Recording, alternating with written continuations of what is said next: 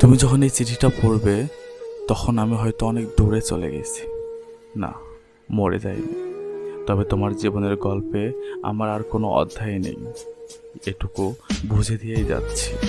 তুমি কি জানো, প্রতিদিন অপেক্ষা করতে করতে আমি ক্লান্ত হয়ে গিয়েছিলাম। তোমার একটা ফোন কল, একটা ভালোবাসি শব্দ, একটা ভালো থেকো, এই ছোট ছোট জিনিসগুলোই তো আমি চাইতাম।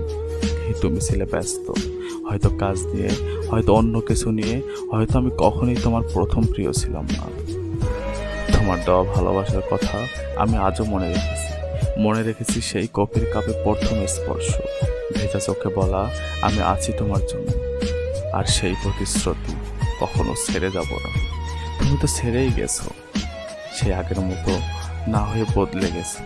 তোমার চোখে আগের উষ্ণতা আর ছিল না। তুমি হয়তো ভাবনি আমি প্রতিদিন ভাঙছিলাম নিঃশব্দে।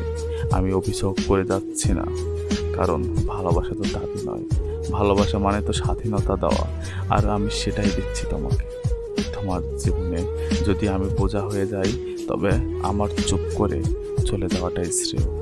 আমার দেওয়া শেষ চিঠি এটা, আর কোনো চিঠি লিখবো না, আর কোনো স্বপ্ন বুনবো না আমাদের নিয়ে।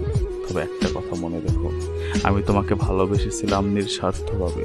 তোমার গায়ের ঘ্রাণ, তোমার চোখের ভাষা, আর তোমার অভিমানী মুখ, সবটা নিয়ে বেঁচে থাকবো আমার একাকিত্বে। ভালো থেকো।